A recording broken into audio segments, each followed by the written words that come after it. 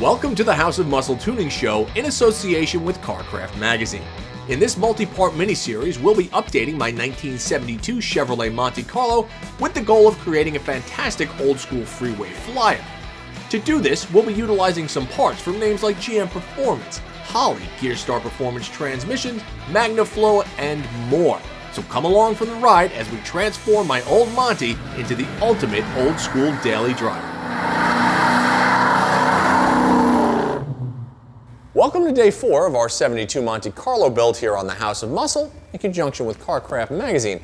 Yesterday, we came in and got completely off task. We came in this morning to a list and been cracking the whip on us. So today, we have a lot of stuff to get done as we continue to bust some knuckles on this 45-year-old Chevy.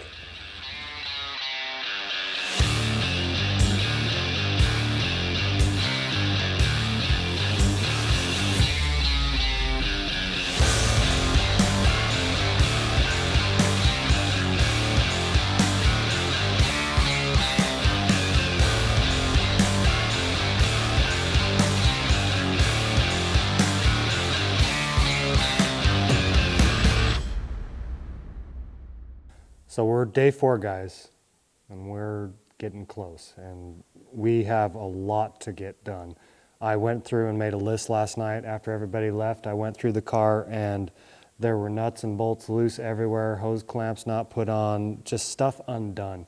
So we need to make sure that when we're doing something, we're hyper-focused on that one particular item until it's done, because we're all spreading in many directions, and we're all trying to do and help with everyone else. So I made a task list. Grab a task off the list. After you're done with it, cross it off the list. Should make everything go all right, and then we'll get through this day and hopefully we'll start it up today. Cool. Anytime you build a project car, you're going to run into some things that fit really well and some things that need a little tweaking.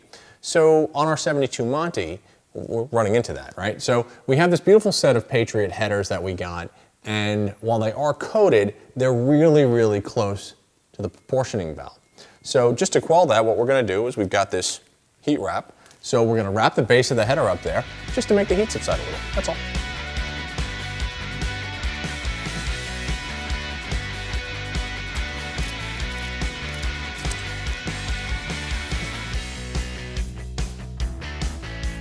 Anytime you buy a 45-year-old vehicle, you're going to run into some snags. For instance, the transmission that we pulled out, the Turbo 350, we found not to be original for the car. When we put the new 204R in from GearStar, well, we found that the original drive shaft wouldn't fit. So the solution? You just get a new one made. It's that simple. And while getting a new drive shaft made or modified might sound like a big deal, rest assured it isn't. In fact, your local drive shaft shop should be able to knock it out for you in 1 or 2 days. The exhaust is being mocked up right now, and there are 2 holes that Ben actually just drilled back here for the purpose of which to hang the new hangers so we can relocate the new mufflers. Choosing the right exhaust isn't as easy as it sounds, as there are different things that you need to consider. For instance, what diameter should you get?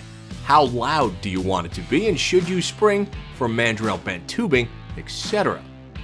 For our purposes, we decided to go with a set of mid-length headers from Patriot Exhaust, along with MagnaFlow's mandrel bent 2.5-inch stainless dual exhaust system with an X-pipe for a nice low grumble at idle and a beefy sound under hard acceleration. And remember that before you try to install the kit, mock it up first. Just about every exhaust we've ever come across requires a tweak here and some cutting there. Trust me on this. And if you don't think it's something you can tackle on your own, just remember that there's no shame in heading to an exhaust shop and getting it done by a professional. We need to put the fan and everything together. We need to finish the transcooler lines, put the fan together, put the shroud on, and make this work.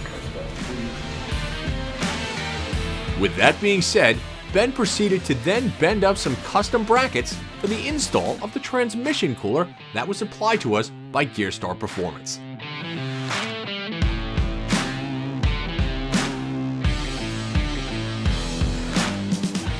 Once that was completed, we measured up our spark plug wires, cut them down to the appropriate lengths, and got them ready for the install on the SP383.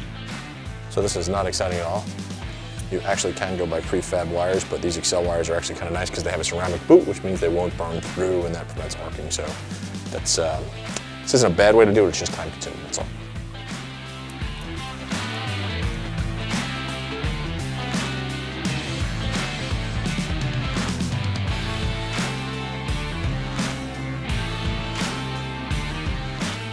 Now with the AC compressor properly fitted, it was time to install the drive belts, setting their tensions accordingly to make sure they didn't slip. Now keep in mind that after a few break-in miles, you should go back and double check the belt tensions as they can stretch ever so slightly and loosen up on you.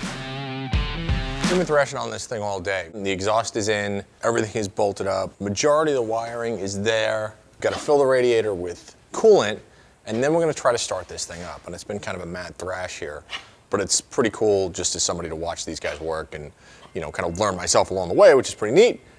So we're close. We're close. Not there yet, but we're close. So I just wanted to give you an update.